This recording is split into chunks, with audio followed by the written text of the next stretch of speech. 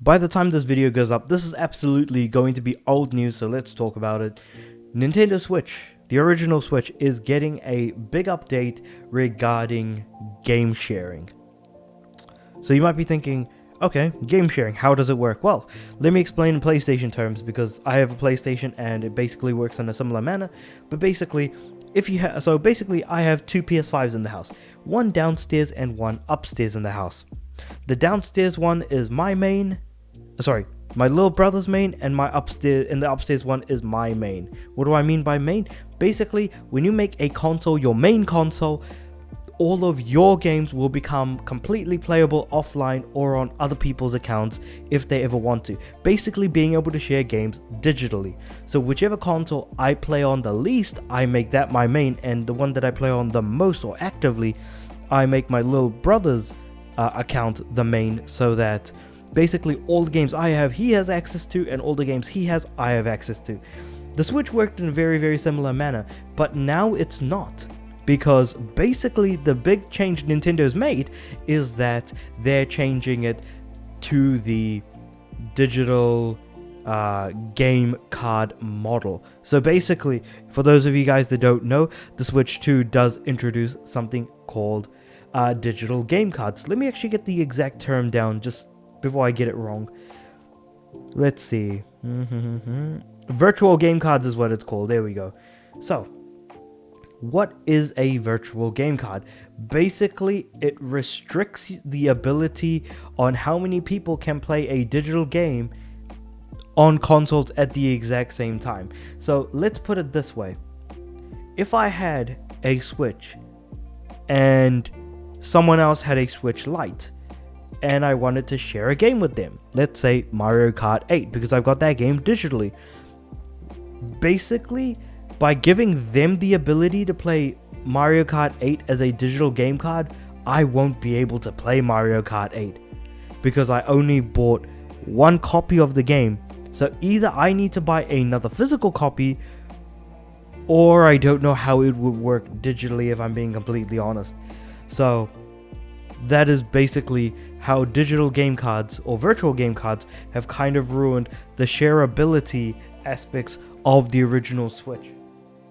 Now, will this cause a massive issue for Switch players in the long run?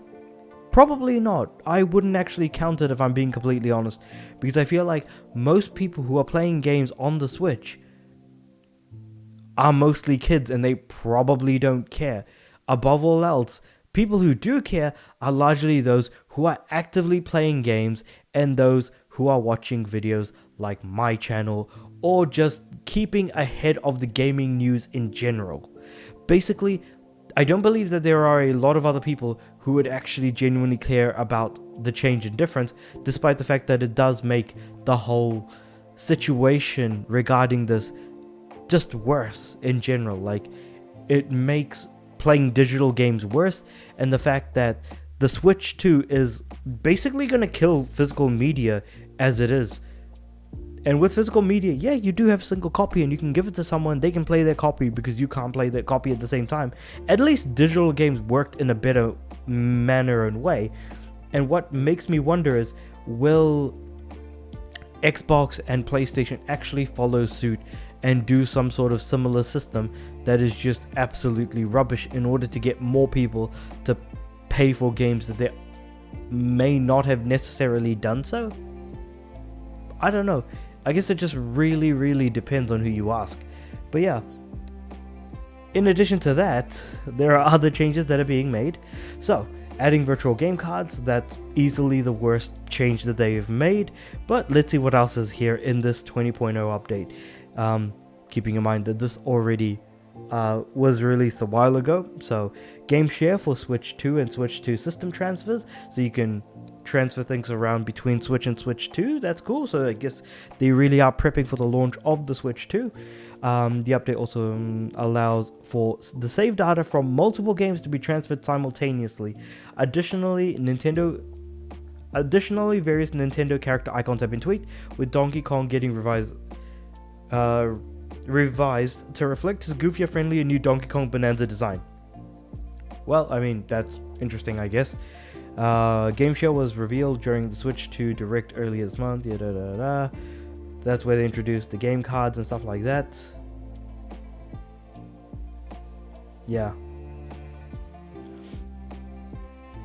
Anyway, like I said, people who have, if you have multiple people who game in the same house, and you guys kind of, share things around, this is largely going to really mess things up, if I'm being completely honest.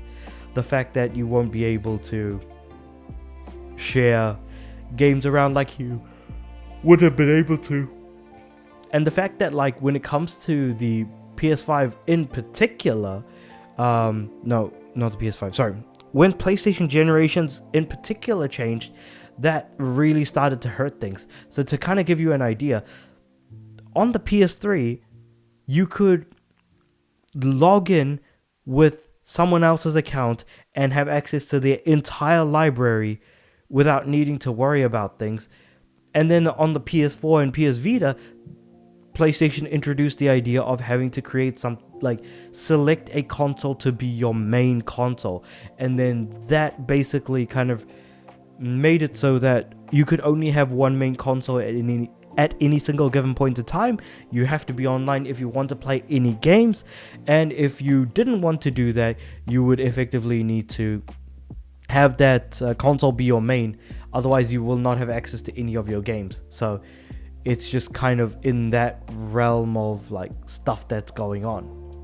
So I am really, really not a fan of not just what Nintendo is doing here with the Switch, updating something that works in an incredibly different way and basically making it more like the new thing that people may not necessarily be as much of a fan of, while at the same time destroying physical media with the follow-up to the Switch 1 in the form of Switch 2, with these game cards that don't actually have the full game on them. And in fact, one of the few games that do have the full game on them, including the DLC, is Cyberpunk of all things. So that's just kind of an insane thing, if I'm being completely honest, to really think about, considering that's actually a relatively large game. And also, I singled out Cyberpunk in particular because I think just about every other game on the Switch 2 game cards don't actually really consist of the game unless they're first party. But yeah, like I said, it's just interesting to kind of see where everything is falling into place. But with all that being said, however, let me know what you guys think about all of this in the comments below. Like the video if you liked it, subscribe to the channel. I'm aiming for 500 subs by the end of the year. And of course, watching till the end of the video, as you've probably done till now, is probably the best thing you can do to help support the channel. So with all that being said, however, I do upload every day, so I'll see you guys tomorrow.